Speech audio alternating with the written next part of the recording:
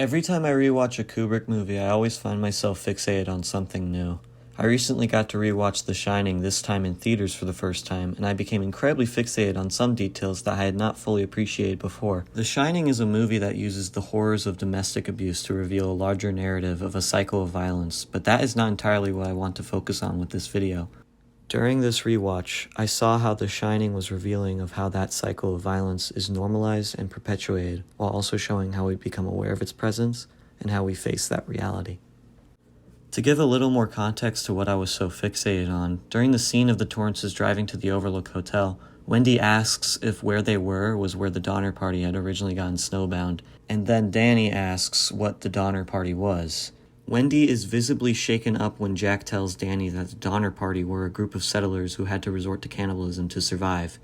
Danny reassures Wendy by telling her that he knows all about cannibalism because he saw it on TV, and then Jack adds, "See? It's okay. You saw it on the television." This line of dialogue is part of what I got fixated on. It kept echoing in my head as the film went on, and I feel like it has become all the more relevant in the time we live in now. It seems people are being exposed to senseless violence at younger and younger ages, and not only that, many of the outlets putting this stuff out downplay just how horrible it all is.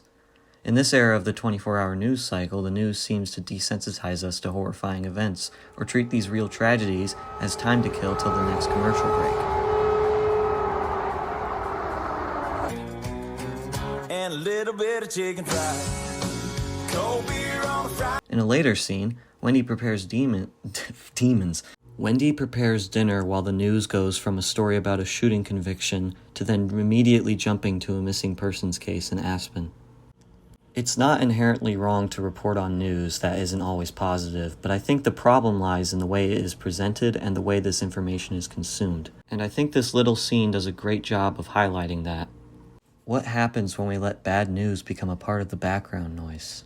Are we potentially letting ourselves rationalize the irrational?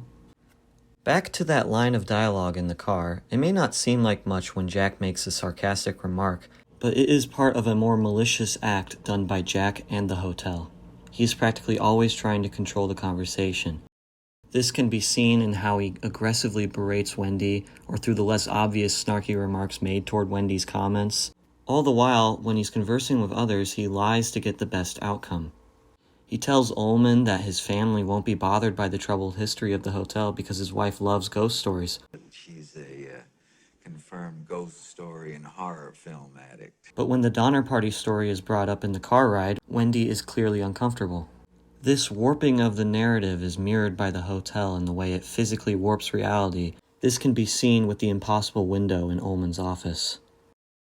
Jack's lies continue as he tells the bartender that he never laid a hand on Danny, when we know that isn't true, and he also immediately contradicts himself.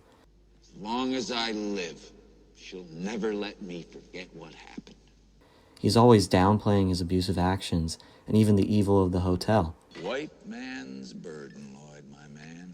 White man's burden. Even after seeing it for himself, Jack assures Wendy that nobody was in room 237.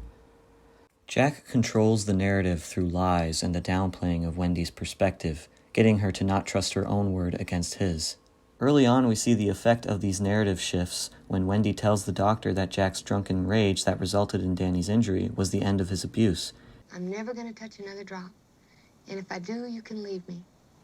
I am reminded of Jack's line about the television and the news broadcast stories when I look back on Wendy's initial rationalization of Jack's actions. He injured Danny's arm. Jack's mistreatment of his family has just become a normal occurrence in everyday life for the Torrances. While Jack's lies and the television give us a warped reflection of reality, it is the mirror that can provide the shining with the truth. When Wendy brings breakfast up to Jack, all we get to see of him in this scene is his reflection. It is through this reflection that yet another instance of Jack's passive-aggressive behavior is shown. Yeah, that's all it is. Making it clear to the audience that this is a pattern.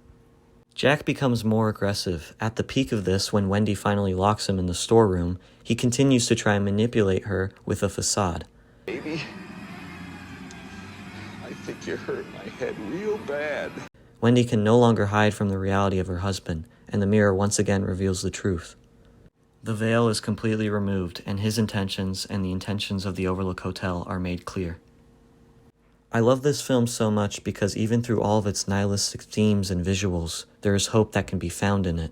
Wendy and Danny escape the supernatural trap of the hotel, and the designs of the hotel fail Jack, and nature takes him.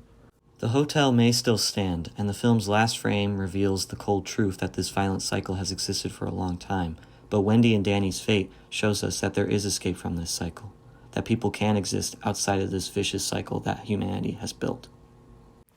I wrote this script pretty quickly because I wanted to have something out for Halloween, so I hope it doesn't seem all over the place. I love this movie, and I'll probably find another excuse to talk about it in the future.